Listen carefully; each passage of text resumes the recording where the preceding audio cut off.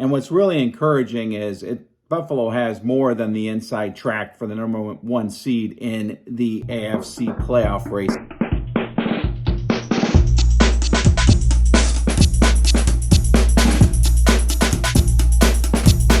What is up, Bills Mafia? We have 102 days to go until the Buffalo Bills win Super Bowl 57, and this channel is going to document every single day leading up to that amazing moment with a video. Well, we've had a couple days to think about the new guys that we got on the team through trade, specifically Nyheim Hines. Sounds like he's going to plug right in and be like a pretty good addition to the offense and special teams, returning kicks and everything. Everybody seems to be pretty happy.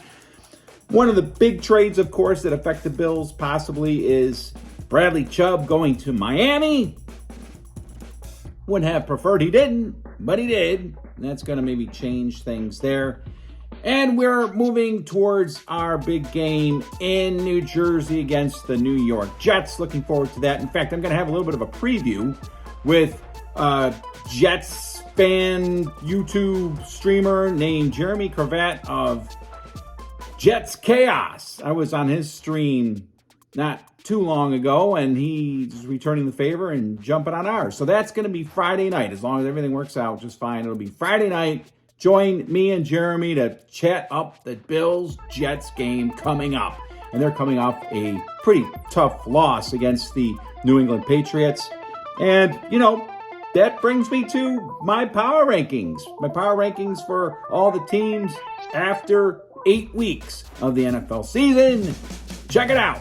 The Texans are the worst team in football. Brandon Cooks must be disgusted he didn't get traded. Coming in at number 31, the Colts. Nyheim Hines must be thrilled to be getting out of there and to a contender. At 30, I have the Pittsburgh Steelers after getting smoked like a cheap cigar by Philly. The Lions hung in against the Finns but lost. They're at 29. The Bears crashed back down to earth. After a big win, they get blown out by the Cowboys. Moving up to 27, it's the Washington Comanches. Condensations, containers, whatever they're called, after eking out a win against the Colts. At 26, it's the Jaguars. They traded for Calvin Ridley. That won't help at all. At number 25, it's the Denver Broncos, beating those Jaguars. Russell Wilson had a decent game, but then they shipped Bradley Chubb to Miami. Thanks a bunch, George Payton. At 24, I have the Carolina Panthers after losing a shootout to the Falcons. At number 23, it's the Rams. The Super Bowl champs are dropping faster than my AC units did out of my college dorm windows. Dropping with them just about as hard are the Tampa Bay Bucks. Maybe they'll get better now that Bradley bounced that nagging.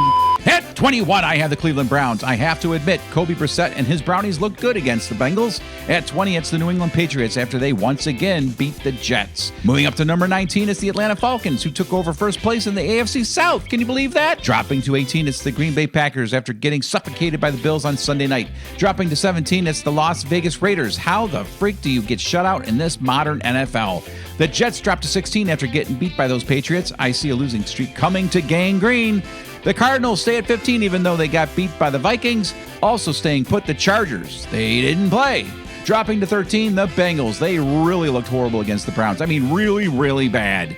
Moving up to 12, it's the Miami Dolphins. I guess as long as Tua doesn't get knocked into La La Land, they'll be pretty good. Moving up to number 11, it's the Seattle Seahawks. I'd say they're the surprise team of 2022. They took care of business against the Giants. At number 10, we have the Saints after they shellacked the Raiders. At number 9, I have the New York Giants. Maybe I should have them dropping more after losing to Seattle. Moving up to number 8, I have the Tennessee Titans. They are quietly having a very good season. Derrick Henry really is a beast. Moving back up in my power rankings, the 49ers after Christian McCaffrey went off. Bills Niners in the Super Bowl? That would be awesome. The Ravens move up as after beating the Bucks. At number 5, it's another surprise team, the Minnesota Vikings. I'm going to that game in a couple weeks here at Buffalo. Can't wait. Moving up to 4, I have the Dallas Cowboys. They dropped 49 points on the Bears. And my top 3 stay the same. The Eagles remain undefeated. Not sure they're really that good yet. We'll see. The Chiefs come in at number 2. They had a bye week, so I can't really move them out of that spot. And at number 1, our Buffalo Bills, who probably should have beaten the Packers by 20 or more, but they took their foot off the gas in the second half. Everything is starting to take shape. We're starting to find out who's going to be there in the end. And what's really encouraging is Buffalo has more than the inside track for the number one seed in the AFC playoff race. I mean, as long as they don't pull any nonsense like they did last season, losing to some crap teams, they should be fine. And I don't see that happening. man, if the Chiefs can lose on Sunday, that would really go a long way to us just nailing down that number 1 seed. Tell me what you think about my power rankings or the game coming up or anything else. I'd love to hear from you, so comment below. See you tomorrow.